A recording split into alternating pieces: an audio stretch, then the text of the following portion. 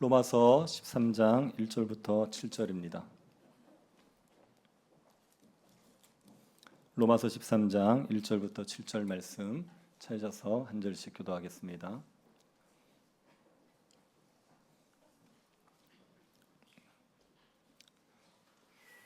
(1절부터) (7절) 찾으셨으면 교도하도록 하겠습니다. 각 사람은 위에 있는 권세들에게 복종하라. 권세는 하나님으로부터 나지 않음이 없나니 모든 권세는 다 하나님께서 정하신 바라. 그러므로 권세를 거스르는 자는 하나님의 명을 거스름이니 거스르는 자들은 심판을 자취하리라.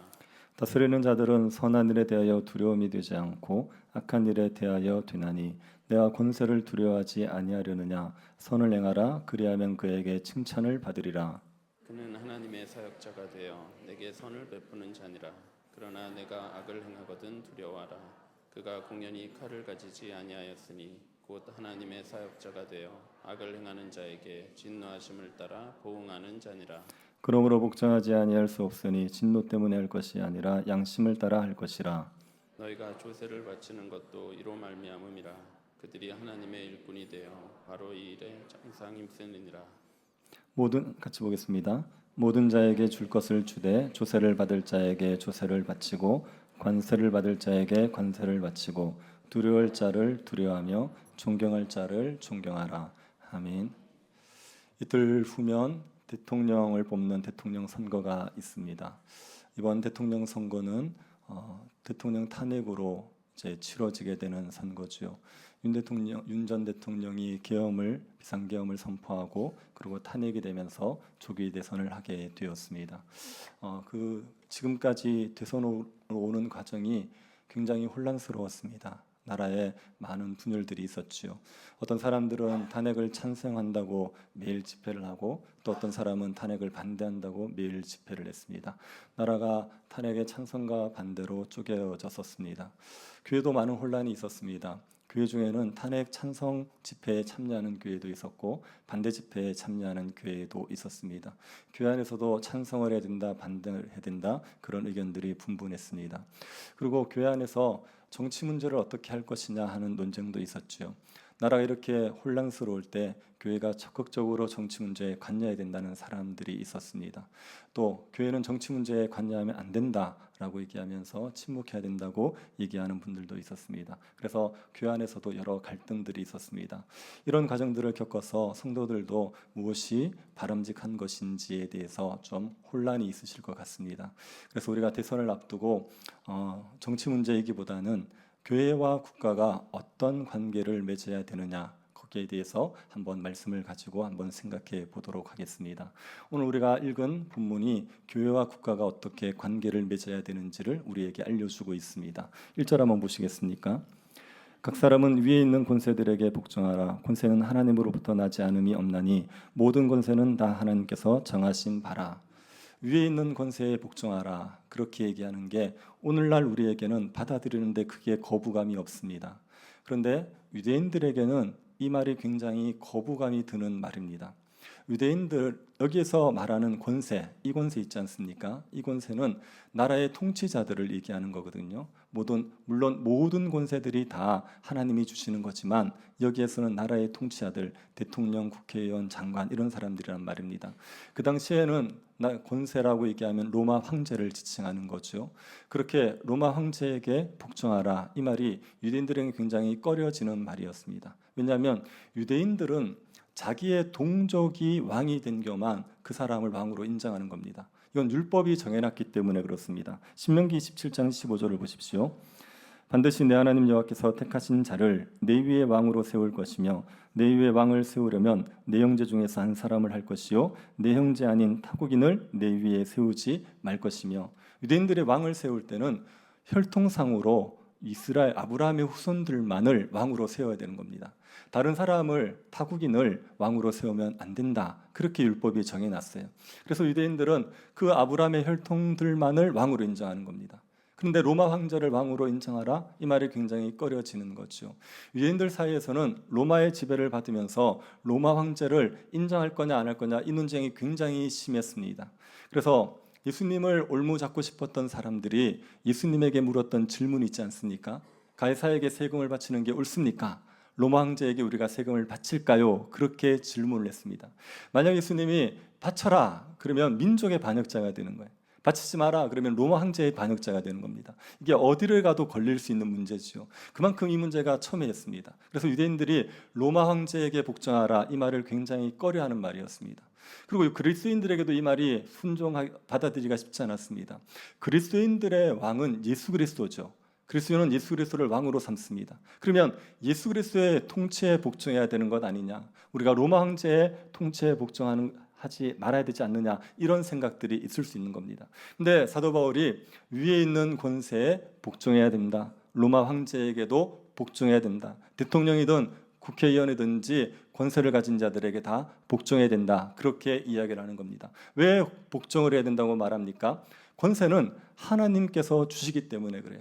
모든 권세는 하나님이 주시지 않으면 그 누구도 받을 수가 없습니다. 그래서 대통령이 세워지는 건 하나님이 세우시기 때문에 세워지는 거고, 국회의원이든 장관이든 도지사든 시장이든 모두가 하나님이 세우셔서 그 자리에 갈 수가 있는 거지요. 교회의 목사나 장로 집사를 하나님이 세운다고 우리가 인정하지 않습니까? 교회의 직분자만 하나님이 세우시는 게 아니라 세상의 통치자들도 하나님께서 세우시는 겁니다. 권세는 하나님에게서 주어지는 겁니다. 모든 권세들이 하나님에게서 주어지는 겁니다. 여러분, 그러면 전도회 회장은 하나님이 세우는 겁니까? 아닙니까? 세우시는 겁니다. 전도회장도 하나님이 세우시는 겁니다. 우리 전도회 회장님들, 여러분이 하나님이 세우신 회장이라는 자부심을 가지시기를 바랍니다. 어디 가셔서 뭐 하시냐 그러면 저 회장이라고. 전도회 얘기는 굳이 크게 안 하셔도 돼요. 저 회장이다. 그렇게 이해하시면 됩니다.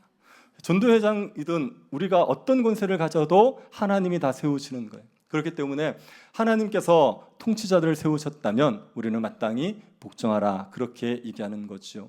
하나님께서 권세자들을 세울 뿐 아니라 나라를 세우는 것도 하나님이 세우시는 겁니다. 나라 자체의 기원이 하나님에게서 출발해요. 사람들이 국가의 기원에 대해서 여러 가지 학설을 이야기합니다. 실력설이라는 게 있습니다.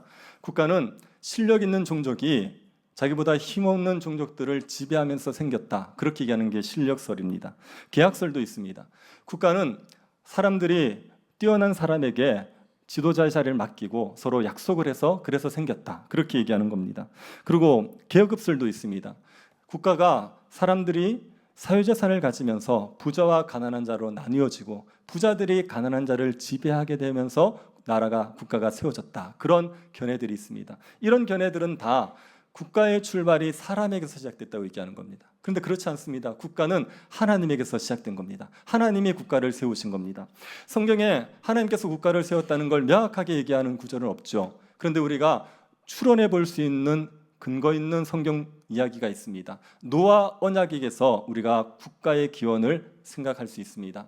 노아 언약은 하나님께서 세상을 보존해 주겠다고 주신 언약입니다. 세상 끝날까지 하나님께서 이 세상을 보존해 주겠다. 그래서 노아 언약을 맺어주는 거예요. 그래서 지금 우리가 악함에도 불구하고 세상이 유지되는 건 노아 언약 때문에 유지되는 겁니다. 노아 언약은 두 가지를 약속하고 있습니다. 자연 질서를 유지해 주겠다, 사회 질서를 유지하겠다, 이 두 가지를 약속하는 거예요. 그래서 해가 뜨고 사계절이 바뀌고 이런 건 자연 질서가 유지되는 겁니다. 사회 질서가 유지되는 것은 사람들이 태어나고 사회 조직들이 계속 돌아갈 수 있는 거죠. 이 두 가지를 노아 언약이 약속하는 겁니다. 사회 질서를 유지하기 위해서는 뭐가 필요하냐면 사람들이 끊임없이 태어나고 사람들이 번성해야 돼요. 이 땅에 사람이 없다, 사회가 어떻게 유지될 수가 있겠습니까? 그래서 하나님께서 노아와 그 가족들에게 복을 주신 겁니다. 생육하고 번성하는 복을 주신 거죠. 생육하고 번성하는 복이 있어야 그래야 사회가 계속 유지될 수가 있는 거죠. 생육하고 번성하는 복을 주셨기 때문에 지금도 사람들이 계속 결혼을 하고 아이를 낳는 일들이 계속 이어지고 있는 겁니다. 요즘은 결혼하는 사람들이 줄어들고 있고 또 출산도 잘 안 하는 추세가 되지 않습니까? 그래도 결혼하고 출산하는 사람들이 압도적으로 많아요. 이거는 하나님께서 노아 언약 때문에 사회 질서를 유지하기 위해서 가정을 세울 마음들을 주시고 자녀를 세울 마음을 주시기 때문에 지금도 가정이 유지되고 아이들이 태어나고 있는 겁니다. 하나님께서 생육하고 번성하기 위해서 사회 질서를 유지하기 위해서 생육하고 번성하는 복을 주셨는데, 그리고 또 한 가지 약속해 주신 게 뭐냐면 사람이 누군가를 죽이면 그 사람을 하나님께서 반드시 피를 흘리게 하겠다고 약속하셨습니다. 창세기 9장 6절을 한번 보십시오. 다른 사람의 피를 흘리면 그 사람의 피도 흘릴 것이니 이는 하나님이 자기 형상대로 사람을 지으셨음이니라. 누가 사람을 죽이지 않습니까? 그러면 그 사람의 피를 흘리게 하겠다, 그 사람을 죽이게 하겠다고 말씀하셨어요. 살인자를 하나님은 반드시 죽이도록 하셨습니다. 근데 살인자를 누가 죽입니까?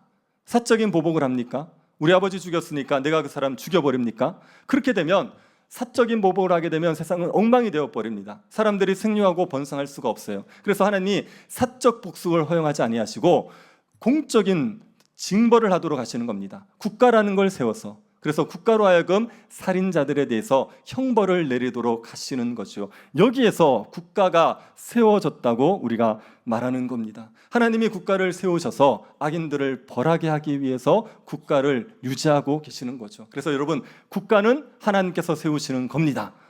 모든 나라들은 하나님께서 세우시는 겁니다. 나라의 흥망성쇠는 다 하나님의 손에 달렸죠. 그래서 선지서들을 보면 선지자들이 이스라엘의 흥망성쇠만 얘기하지 않습니다. 주변의 나라들의 흥망성쇠도 얘기해요. 모든 나라가 하나님의 소유이기 때문에, 하나님이 나라를 세우시고 무너뜨리게 하시는 분이시기 때문에 선지자들이 열국에 대한 심판을 이야기하는 겁니다.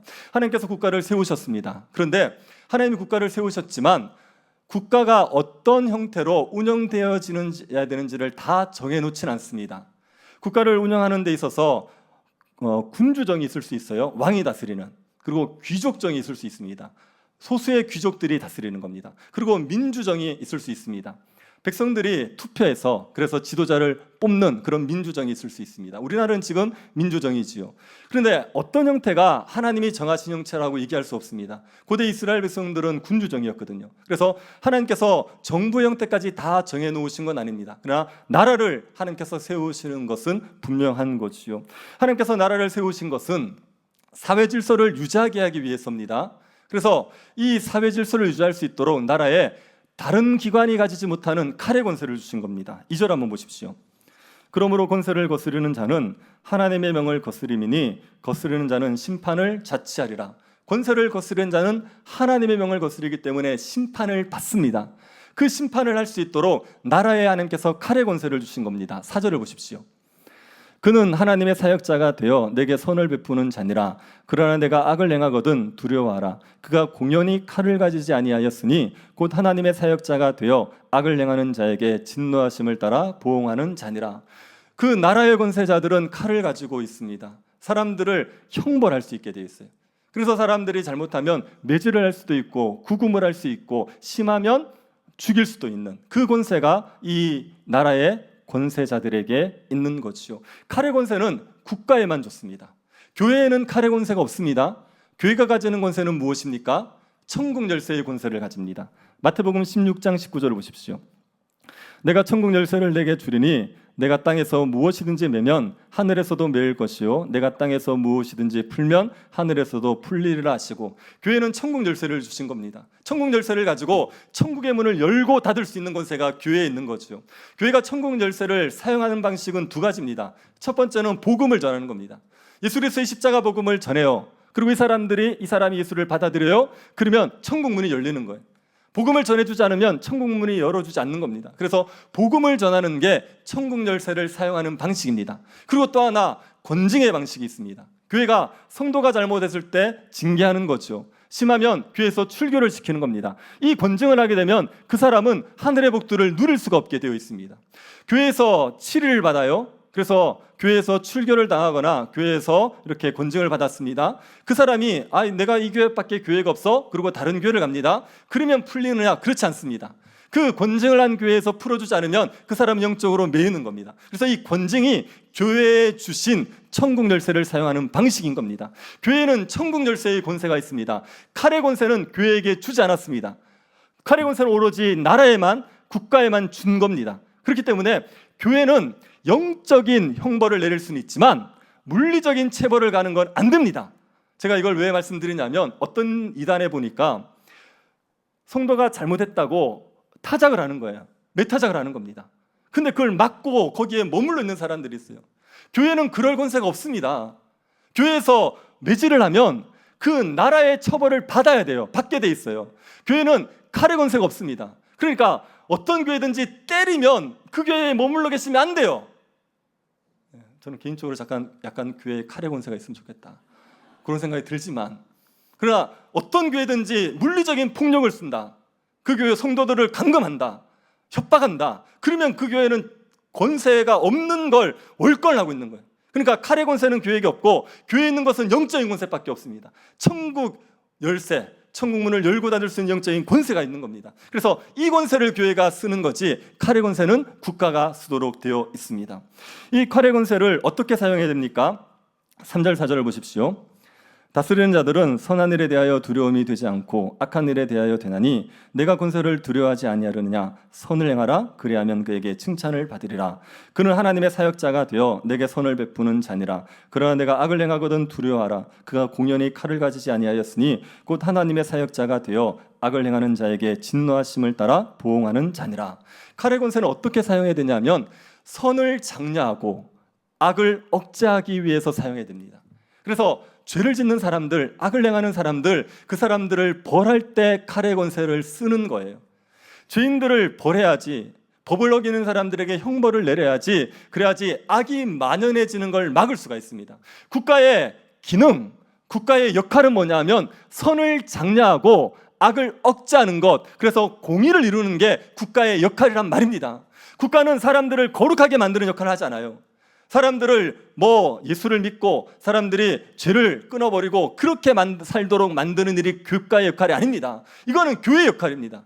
국가의 역할은 뭐냐 하면 선을 장려하고 악을 억제하기 위해서, 그래서 칼의 권세로 악인들을 처형하는 것, 처벌하는 것, 이게 국가의 역할이란 말입니다. 웨스트민스터 신앙고백서라는 게 있습니다. 그 웨스트민스터 신앙고백서 23장에 보면 국가의 역할에 대해서 정해놓은 게 있습니다. 국가와 교회의 관계에 대해서 23장 2항이 이렇게 되어 있습니다. 그리스도인이 국가공직의 부름을 받아 그것을 수락하고 수행하는 것은 합법적이다. 그 일을 처리하면서 그들은 각국의 건전한 법률에 따라 경건과 공의와 평화를 유지해야 할 의무가 있다. 이 목적을 위하여 현재 신약 아래서 그들은 정당하고 필요한 경우에 합법적으로 전쟁을 수행할 수 있다. 국가의 공무원이 되었다, 그리스도인이. 그러면 뭘 해야 되냐? 얘기할 때 세 가지인 겁니다. 법률에 따라서 경건과 공의와 평화를 유지하기 위해서 노력하는 거예요. 그리스도인이 국가의 공무원이 되었다고 해서 사람들을 예수 믿게 만드는 일을 열심히 해야 된다, 그렇게 얘기하는 게 아니라 국가의 공무원이면 법률에 따라 나라를 건전하고 공의롭고 평화롭게 만드는 일을 해야 되는 겁니다. 그게 국가의 역할이고 사명인 거예요. 그래서 권세자들은 죄를 지은 사람들에게 벌을 내리고 선을 행하는 사람들이 마음껏 선을 행할 수 있도록 북돋아주는 일, 이걸 하도록 세워둔 거예요. 이것 때문에 국가가 필요한 겁니다. 그럼 어거스틴은 국가를 필요의 악이라고 봤습니다. 국가를 운영하는 정부가 있지 않습니까? 그 정부가 선합니까? 아니요, 그 정부도 타락했어요. 왜요? 타락한 사람들이 만든 거 아닙니까? 그러니까 그 정부도 타락했어요. 그럼에도 불구하고 정부가 필요하다, 국가가 필요하다고 말하는 건 악을 억제하기 위해서 필요하다는 겁니다. 어거스틴이 이렇게 얘기했습니다. 정부 그 자체는 악하지만 없어서는 안 될 필요악이다. 왜냐하면 우리가 사는 세상의 악은 억제되어야 하기 때문이다. 악한 정부라도 필요한데 왜 그러냐? 우리가 사는 세상에 악이 억제되어야 되는데 칼의 권세는 정부만이 가지는 겁니다. 국가만이 가지는 겁니다. 이 국가만이 악을 억제할 수 있도록 칼의 권세를 쓸 수 있기 때문에 국가가 있어야 된다고 얘기하는 겁니다. 정부가 없는 것보다 악한 정부라도 있는 게 훨씬 낫습니다. 그래서 악한 정부를라도 두는 것은 악을 제어하기 위해서, 공의를 이루기 위해서 악한 정부라도 두는 것이요. 그래서 여러분, 국가의 기능은 뭐다? 공의다. 공의를 행하는 거다. 이걸 기억하시기 바랍니다. 그래서 국가에 정치인들을 뽑을 때 있지 않습니까? 어떤 사람을 뽑느냐? 공의를 행할 수 있는 사람을 뽑으시면 돼요. 선을 장려하고 그리고 악을 억제할 수 있는, 공의를 행할 수 있는 사람을 국가의 지도자로 뽑으시면 되는 겁니다. 대통령 선거를 하는데 그 대통령의 종교 때문에 뽑으시면 안 됩니다. 아시겠습니까? 팔은 안쪽으로 굽는다 이러고 기독교인이라고 뽑아주시면 그게 안 됩니다. 그 사람이 기독교인이라는 것 때문에 뽑는 게 아니라 그 사람이 공의를 행할 수 있다는 것이 확신할 때 뽑아주는 거예요. 그 사람이 나라를 공의롭게 다스릴 수 있을 것 같다. 그러면 그 사람이 기독교인이 아니라도 그 사람을 뽑는 게 맞습니다. 조엘 비키라는 목사님이 계세요. 이 개혁주의적인 신학에 정통하신 분이에요. 굉장히 보수적인 신학을 가지고 계신 분입니다. 이분이 미국 분인데 미국에서 대통령 선거했을 때 후보 중에 안식교를 믿는 분이 있었어요. 근데 이 조엘 비키 목사님이 그 안식교를 믿는 분을 뽑겠다는 거예요. 자기는 그 사람에게 투표하겠다는 겁니다. 한국에서 유학을 간 목사님이, 보수적인 신학을 가지고 있는 목사님이 깜짝 놀란 거예요. 아니 어떻게 목사님같이 보수적인 신학을 가지신 분이 안식교인을 대통령으로 뽑습니까? 그렇게 얘기했어요. 그랬더니 조엘 비키 목사님이 뭐라 그랬냐면, 나는 지금 목사를 뽑는 게 아니다. 목사를 뽑는 거면 말도 안 되지. 그러면 나는 대통령을 뽑는 거다. 그리고 대통령, 이 사람의 공약을 보니까 가장 성경에 근접한 것 같더라. 그렇게 얘기한 겁니다. 그래서 그 사람의 종교가 어떠하든지 간에 그 사람이 공의를 행할 수 있는 사람이냐, 이걸 보고 그 사람을 뽑아야 되는 겁니다. 그래서 공의로운 지도자를 뽑는 것, 그게 우리가 지혜롭게 투표를 하는 겁니다. 네, 여러분의 표정으로 하고 싶은 말이 뭔지 압니다. 사람이 없어요. 네. 그래도 여러분 투표는 하십시오. 투표는 하시고 국민의 의무를 하셔야 됩니다. 욕을 하시더라도 투표는 하셔야 됩니다. 그래서 그냥 회피하지 마시고 그나마 우리나라에 가장 공의롭게 행할 수 있는 지도자라고 생각되는 분에게 투표를 하셔야 됩니다. 그리고 권세자들은 공의를 행하기 위해서 칼의 권세를 쓰기 위해서 전쟁을 할 수도 있어요. 만약에 우리나라에 적들이 쳐들어온다, 그러면 나라는 당연히 전쟁을 해야 되죠. 그리고 그 전쟁에 예수 믿는 사람들은 참여해야 됩니다. 참여할 수 있고 참여해야 됩니다. 예수를 믿는다고 해서 사람을 죽이면 안 되니까 나는 집청을 거부하겠다, 옳지 않습니다. 성경적이지 않습니다.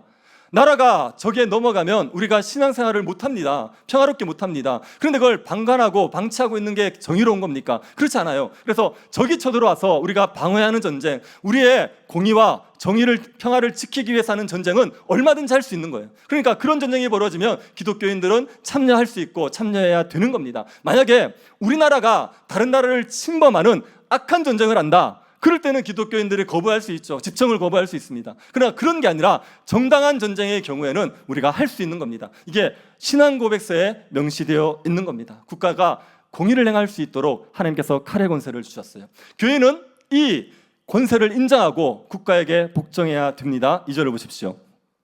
그러므로 권세를 거스르는 자는 하나님의 명을 거스림이니 거스르는 자는 심판을 자취하리라. 권세를 거스리면, 국가의 권세를 거스리면 그 사람은 하나님의 명을 거스르는 겁니다. 그러면 심판을 받게 되는 거죠. 그래서 교회도 국가의 권세를 인정하고 복종해야 됩니다. 우리가 국가의 권세에 복종하는 방식은 오늘 본문에서 두 가지입니다. 첫 번째는 법을 지키시는 거예요. 나라가 정해진 법을 잘 지키는 게 국가의 권세에 복종하는 겁니다. 불법적인 일을 하지 않고 작은 법이라도, 일상생활에서 우리가 맞닥뜨리는 작은 법이라도 잘 지키시는 것이 국가의 권세에 복종하는 겁니다. 그래서 여러분, 우리가 가장 잘 쉽게 접하는 것은 교통법규 아닙니까? 교통법규를 잘 지키셔야 돼요. 네. 그래서 속도 위반 하지 마시고, 네. 그리고 무단횡단하지 마시고, 불법 유턴하지 마시고, 그리고 뭐 이렇게 무리하게 차선 변경하지 마시고, 그리고 잘 지키십시오. 또 제가 운전하면 계속 쳐다보고 계시는데 그러지 마시고, 네. 이게 원리라고요, 원리라고. 그리고 또 우리가 국가에게 복종하는 건 세금을 잘 내시는 겁니다. 6, 7절을 보십시오.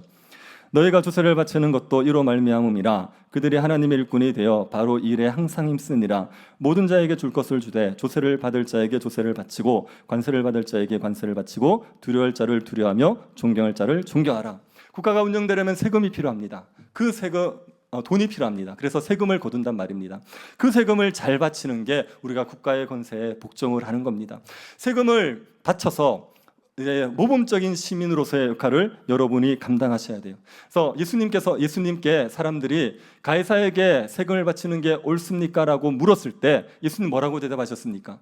가이사의 것은 가이사에게 바쳐라, 하나님의 것은 하나님께 바쳐라, 그렇게 얘기하지 않습니까? 그래서 하나님에게 바쳐야 될 헌금을 우리가 당연히 바쳐야 되죠. 그리고 국가에 바쳐야 될 세금도 당연히 바쳐야 되는 겁니다. 우리가 하나님을 섬기기 때문에 우리는 국가의 세금을 안 바쳐, 그렇게 얘기하면 안 되고 국가의 세금을 바치는 게 우리가 당연히 국가의 권세에 복종하는 방식인 겁니다.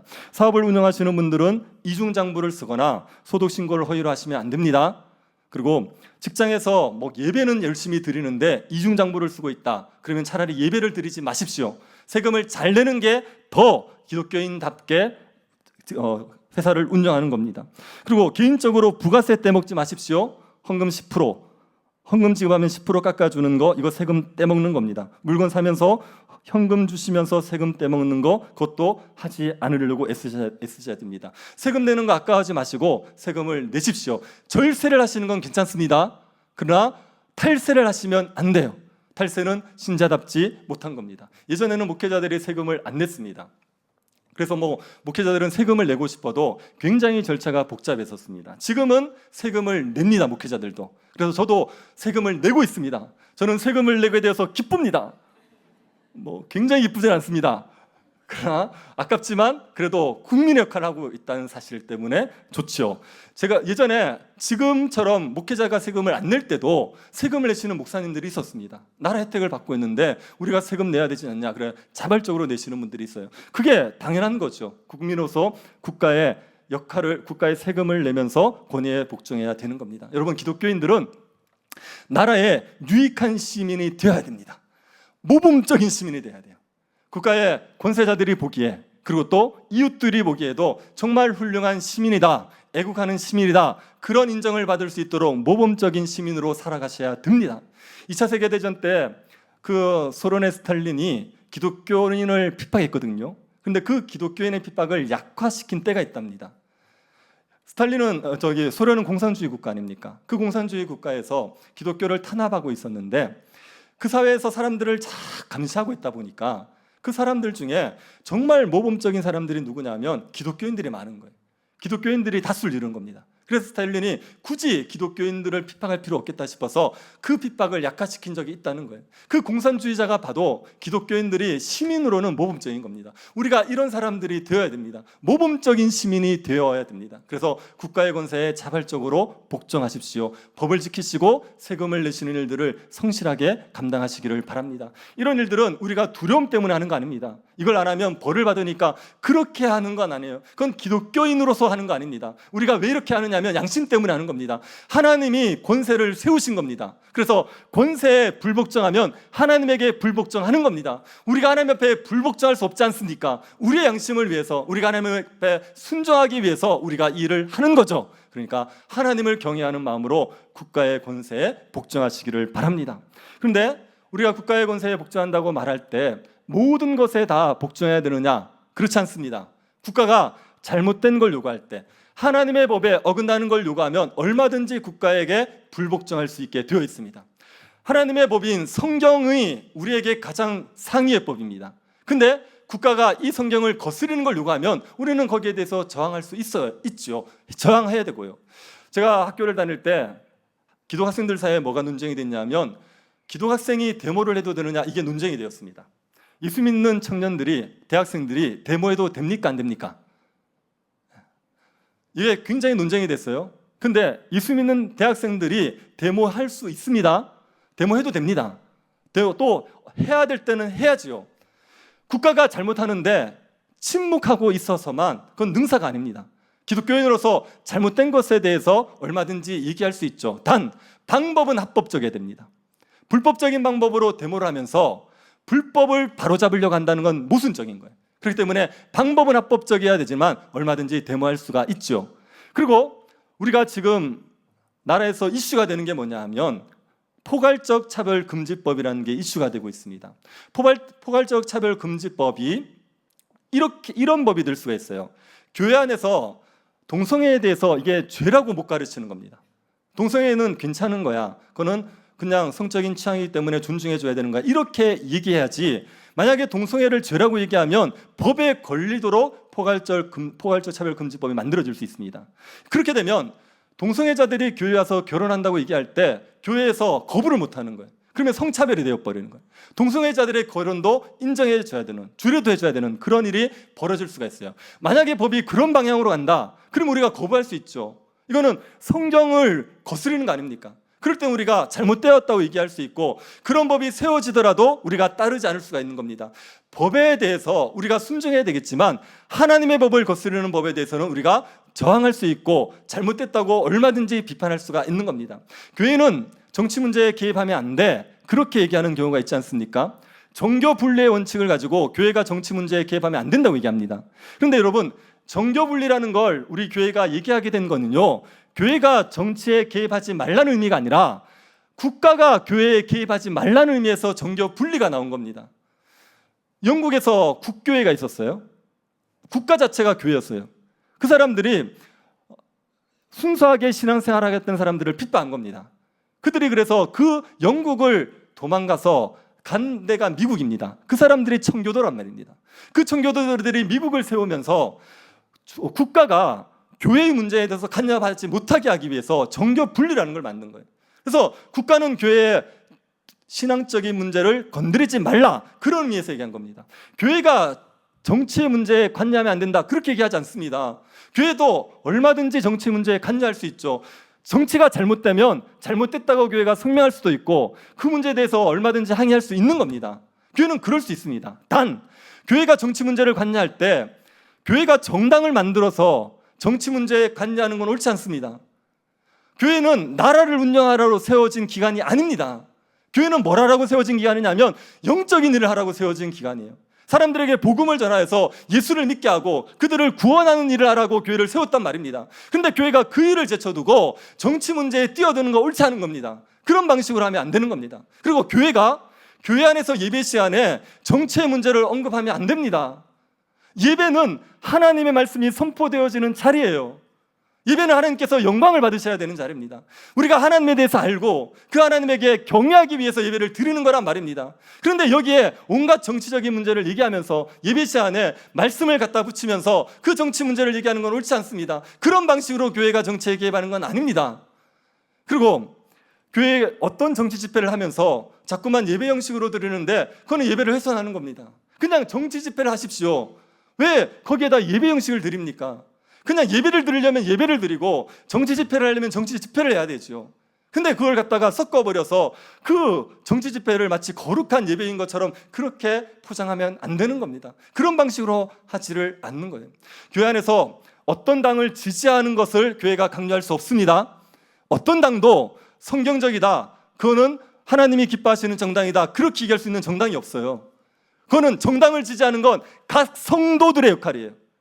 여러분이 어떤 정당을 지지하든지 자유입니다. 그걸 교회가 간섭할 수 없습니다. 여러분이 정당을 지지하고 싶은 대로 하시면 되는 겁니다.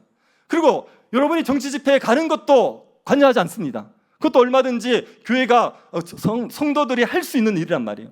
근데 교회가 어떤 정당을 지지하는 걸 강요하거나 어떤 정치 집회에 가기를 강요하거나 그런 방식으로 교회의 정치를 끌어들이면 그건 안 되는 겁니다. 교회는 뭘 해야 되냐 하면요, 정말 신실한 정치인을 길러내야 돼요. 정말 공의를 행할 수 있는, 하나님을 두려움으로 공의를 행할 수 있는 정치인들을 길러내서 그들이 정치를 하도록 만들어줘야 되는 거지, 교회가 교회의 본질적인 사명을 훼손하면서까지 정치 문제에 뛰어드는 것 아닙니다. 제가 되게 감사한 것 중에 하나는 우리 교회 안에서 대피 기도하시는 분들 중에 어떤 정당을 지지해달라고 기도하시는 분은 없어요. 그래서 되게 감사합니다. 이거를 유지해 가셔야 됩니다. 어떤 문제가 있더라도 어떤 정당을 지지하도록 기도를 하거나 그걸 대표 기도해서 하거나 그렇게 하지 마셔야 됩니다. 그리고 교회 안에서 정당을 지지하도록 강요하는 것도 안 하셔야 됩니다. 권할 수 있습니다. 이 정당이 좋은 것 같더라, 권할 수 있습니다. 그러나 강압하거나 마치 이 정당을 지지 않으면 신자가 아닌 것처럼 그렇게 몰아가시면 안 되는 겁니다. 그래서 교회가 정치 문제에 우리가 얘기할 수 있지만 교회의 본질적인 사명은 정치가 아니고 그 정치의 문제에 뛰어든다고 교회의 본질적인 사명을 훼손해서도 안 되는 거지요. 그리고 국가가 우리가 잘못했을 때 비판하고 할 수 있지만 기본적으로 국가에 대한 의무를 우리가 감당해야 되는 겁니다. 교회와 국가의 관계를 잘 이해하십시오. 교회와 국가는 일치되지 않습니다. 교회와 국가가 일치되었던 때는 구약의 이스라엘 나라들은 교회와 국가가 일치되었어요. 그리고 중세 유럽에 교회와 국가를 일치시키려는 경향들이 있었습니다. 그러나 지금의 시대에 교회와 국가를 일치시킬 수 없습니다. 그러니 대한민국을 기독교 국가로 만들겠다, 그런 꿈을 꾸거나 그런 시도를 하는 건 옳지도 않고 가능하지도 않은 일이에요. 한 도시를 기독교 성시화시키겠다, 그렇게 얘기하는 것도 옳지도 않고 가능하지도 않은 겁니다. 이럴 수는 있습니다. 한 도시가 다 예수를 믿는 거예요. 다 예수를 믿어서 그래서 거룩한 도시가 되었다, 얼마든지 가능하죠. 그런데 국가의 권력을 이용해서 한 도시를 기독교화시키겠다, 이거는 안 되는 겁니다. 그런 시도를 하도록 국가에게 그런 권세를 주지를 않으셨어요. 그래서 국가와 교회는 일치시킬 수 없다.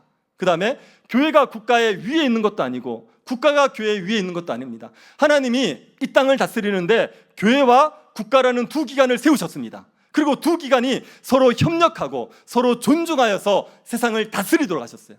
그래서 하나님께서 국가와 교회라는 두 기관을 통해서 우리가 평안하게 신앙생활하면서 복을 누리도록 만들어 주셨기 때문에 교회와 국가는 서로를 존중하고 서로 협력하는 관계가 되어야 되는 겁니다. 국가가 교회에 대해서 어떤 역할을 해야 되는지 웨스트민스터 신앙고백서 23장 3항에서 이렇게 규정하고 있습니다. 위정자는 말씀과 성례의 집행 또는 천국 연세의 권세를 스스로 자기 것으로 삼아서는 안 되며 조금이라도 신앙의 문제에 간섭해서는 안 된다. 그러나 양육하는 아버지같이 그리스도인들의 어느 한 교파를 다른 교파보다 우대하지 않고 같은 주의 교회를 보호하는 것은 그들의 의무이다. 또 그들은 모든 교직자들이 폭력이나 위험에 염려 없이 모든 성직을 이행할 수 있도록 충분하고 확실한 자유를 보장하고 보호해야 한다.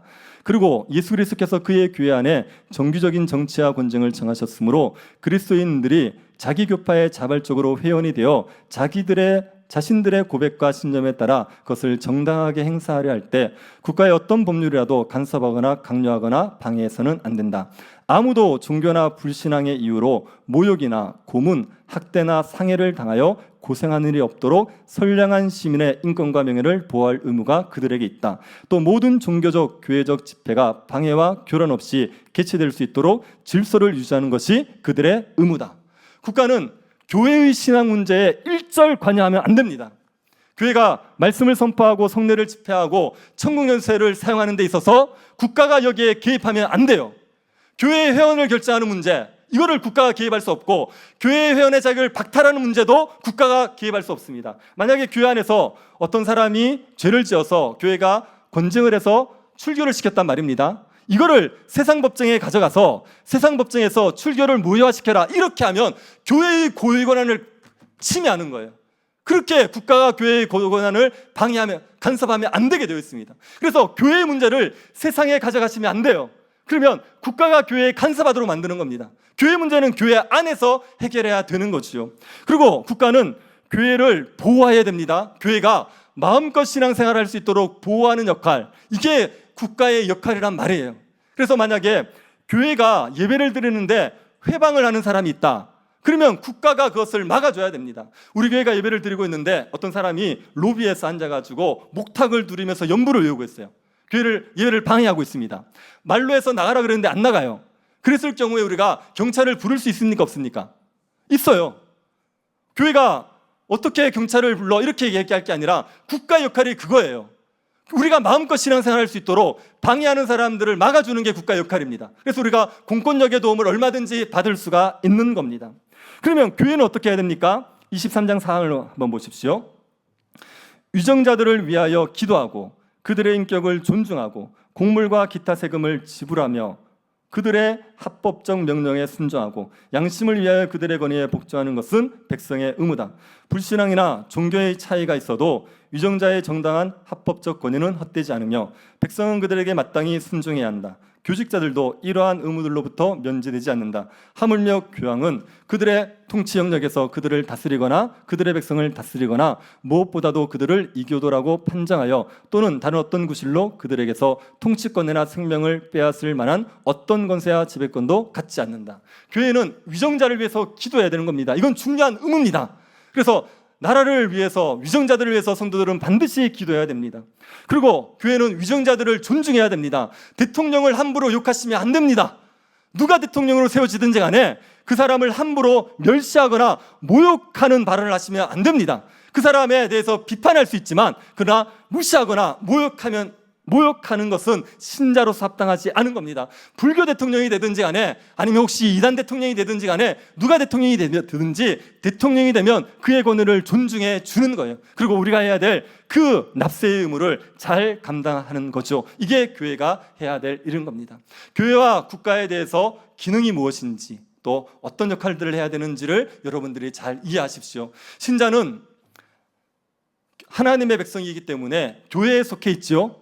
그리고 또 나라의 백성이기도 하는 겁니다. 그래서 우리는 교회의 통치도 받고 나라의 통치도 받는 사람이에요.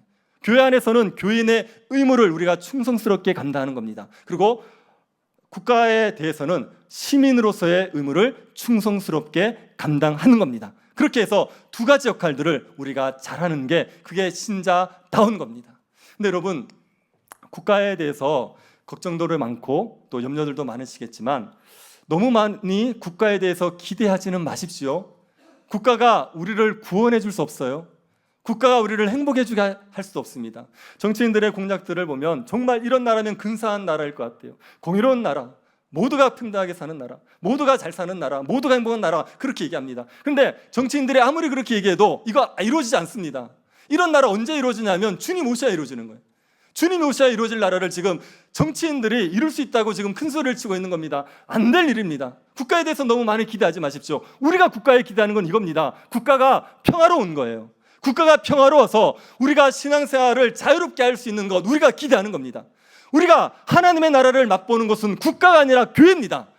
교회 안에서 하나님의 나라를 맛보는 거예요. 여기에서 하나님의 통치를 받으면서 하나님의 나라를 누리게 되어 있습니다. 그래서 국가의 의무를 이양하지만 국가에 너무 많은 걸 기대하지 마시고 교회에서 하나님의 통치를 받으면서 여기에서 하나님 나라의 복을 누리면서 살아가시기를 바랍니다. 국가가 영원하지 않습니다. 그러나 교회는 영원합니다. 이 영원한 하나님 나라 백성으로서 교회에 속한 자라는 걸 기억하시고 교인으로 살아가시면서 하나님 나라를 누리시고 그리고 국민으로서에도 의무를 잘 감당하셔서 모범적인 시민으로 인정받는 주의 백성들이 될 수 있기를 간절히 바랍니다. 자비하신 하나님, 우리에게 은혜를 베풀어 주셔서 감사드립니다. 우리를 하나님 나라 백성이 되게 하여 주신 것을 감사드립니다. 교회에 속한 자가 되어져서 하나님의 나라를 맛보고 살아갈 수 있게 하심을 감사드립니다. 우리가 교회에서 하나님의 백성으로 하나님의 법을 지키며 하나님의 나라를 누리게 하여 주옵소서. 국가에서도 법을 지키며 모범적인 시민이 될 수 있도록 은혜 베풀어 주옵소서. 교회와 국가를 통해서 통치하시는 하나님의 통치에 순종함으로 복을 누리며 살아가는 주의 백성들이 되게 하여 주옵소서. 걸어가신 예수님 이름으로 기도드립니다.